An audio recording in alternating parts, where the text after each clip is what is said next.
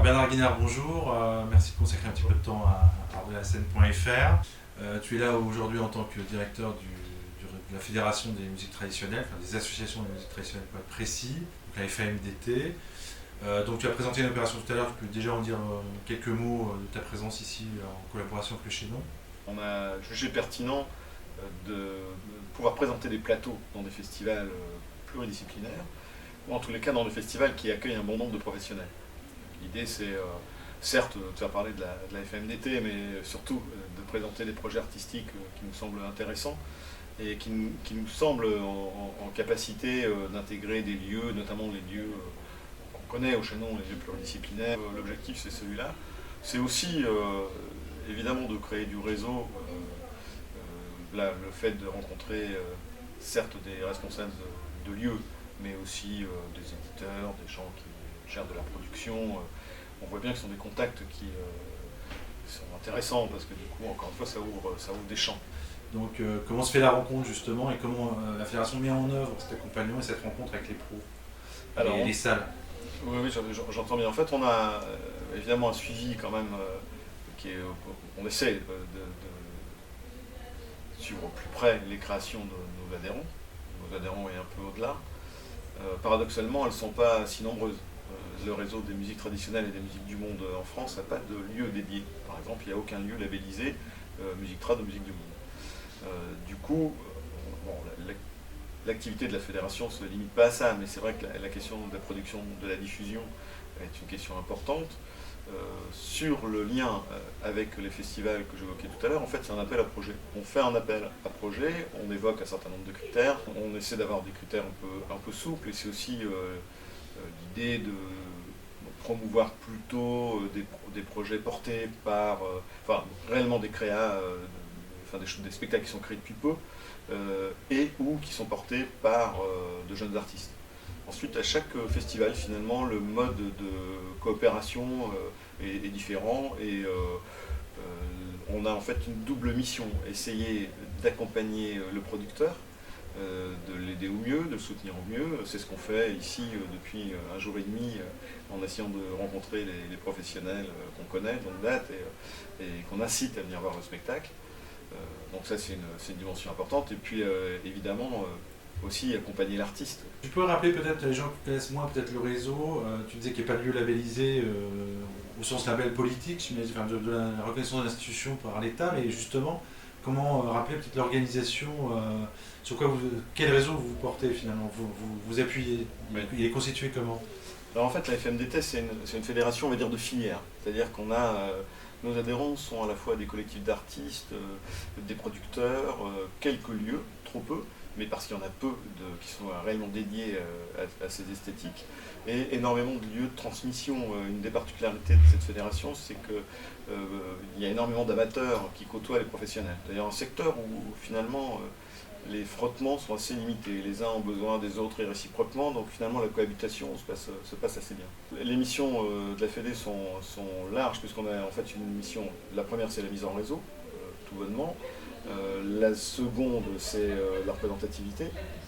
Et ensuite, on porte, alors, via des actions spécifiques, alors, on travaille sur les questions de transmission, qui sont hyper importantes dans ce secteur. Depuis quelques mois maintenant, on est chargé de mettre en œuvre les bourses de compagnonnage de l'ADAMI. On a accompagné un projet qui nous tient à cœur et qui nous semble particulièrement pertinent en matière d'insertion professionnelle, c'est la Crazy Rise Academy. En Bretagne, sur un projet de certification et un diplôme qui du coup pourrait s'appliquer bien au-delà de Brest, de la Bretagne, mais bien sur le territoire national. Et on a une action, une commission et un de nos axes forts, c'est la question du collectage, de la documentation, de la valorisation des archives. On a notamment un partenariat avec la BNF de longue date, puisqu'il existe depuis 1999. Alors sur la question spécifique de comment s'organise ce secteur en matière de diffusion, de production, on est dans une période qui est de toute façon, qui est globalement difficile, mais qui est particulièrement difficile pour ce secteur parce qu'il y a en fait très peu d'argent public de mobiliser. C'est-à-dire qu'il y a le grand champ des musiques populaires et le moins soutenu du point de vue des collectivités, on le sait. Au sein de la musique, les musiques actuelles elle-même un peu au bout, et tout au fond, tout au bout, à l'extrémité du champ des musiques actuelles, il y a les musiques traditionnelles et du monde. Et donc toute la filière est en difficulté aujourd'hui parce qu'en fait, dans la mesure où on n'a pas de moyens de production, de lieux qui permettent la création dans des conditions décentes, effectivement, les spectacles, c'est du bricolage, c'est du bout de ficelle. Un de nos adhérents sur deux aujourd'hui continue de fabriquer, de produire des disques.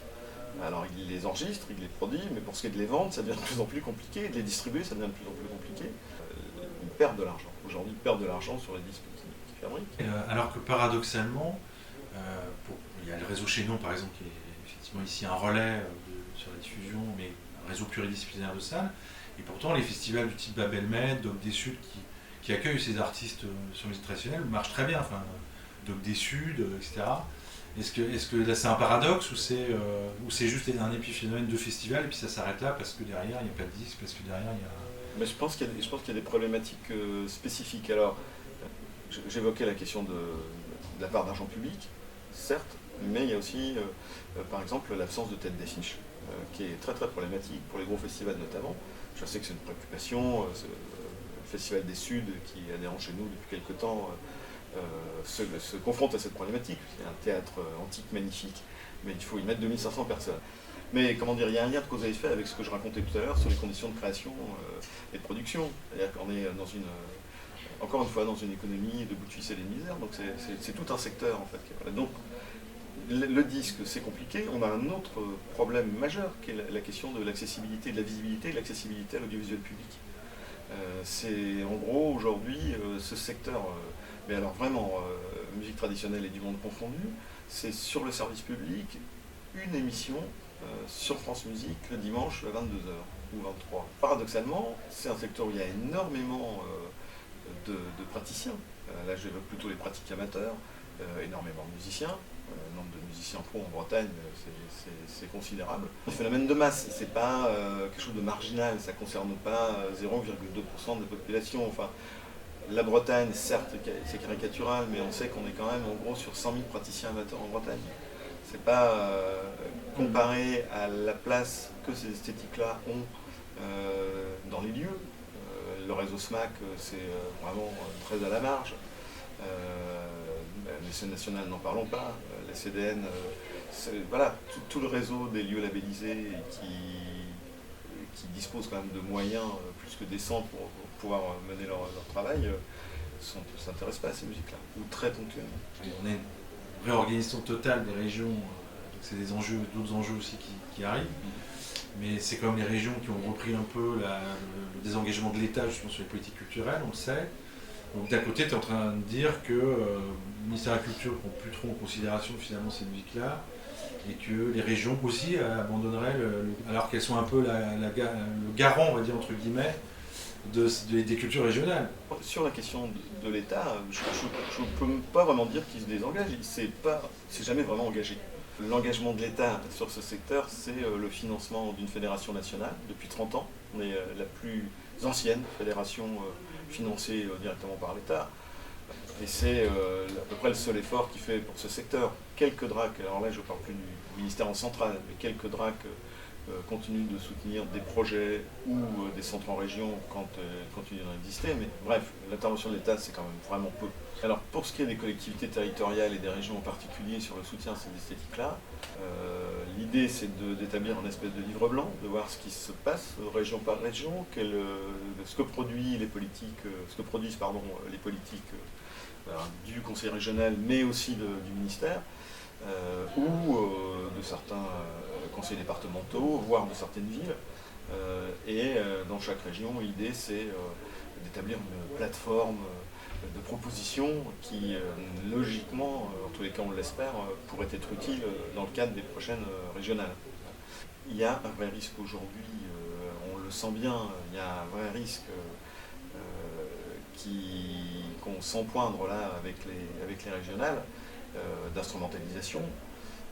Alors il y a la problématique de ces nouvelles régions qui disent aidez-nous à nous constituer une identité. Et au-delà de ça, il y a aussi la question des identités régionales revendiquées notamment par le Front National, pour ne pas se cacher derrière notre petit doigt, qui nous interroge beaucoup. C'est-à-dire que on a ces derniers temps des artistes qui ont dû intervenir. Je pense à un en particulier qui a dû faire une conférence de presse parce qu'il y avait un article du Front National qui disait arrêtez, il faut qu'on arrête de gaspiller l'argent avec le théâtre contemporain, avec la danse contemporaine, écoutons de la musique bien de chez nous et allez plutôt au concert de tel artiste.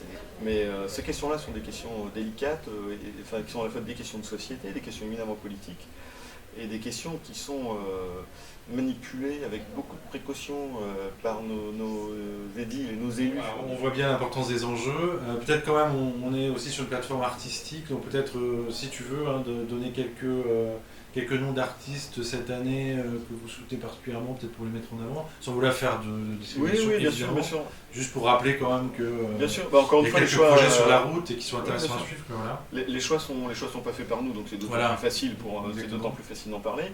Alors ici, par exemple, au Chénon, c'est intéressant cette année, la carte blanche qui a été donnée à la Nobia, on a à la fois un artiste, Jean-Louis Levallégan, qui a plus de 50 ans et qui raconte un parcours de vie, aborde cette question de la transmission par les pairs et de la transmission orale d'une manière qui est tout à fait intéressante, plutôt drôle. Et puis, à l'autre bout de la chaîne, j'ai envie de dire, un collectif de musiciens qui ont tous moins de 30 ans, qui sont une dizaine, qui ont créé 9 groupes différents, des jeunes qui sont à la fois enseignants, la plupart ont fait les beaux-arts, qui sont plutôt ouverts à la fois à d'autres esthétiques, à d'autres champs esthétiques, mais aussi qui ont des goûts qui se limitent évidemment pas aux musiques trad, et il y a beaucoup de recherche, beaucoup d'innovation, mais peu de visibilité. C'est un vrai souci. D'accord. Écoute Bernard, je te remercie beaucoup de ce temps accordé. Merci à toi. Et puis bonne route à la fédération. Merci.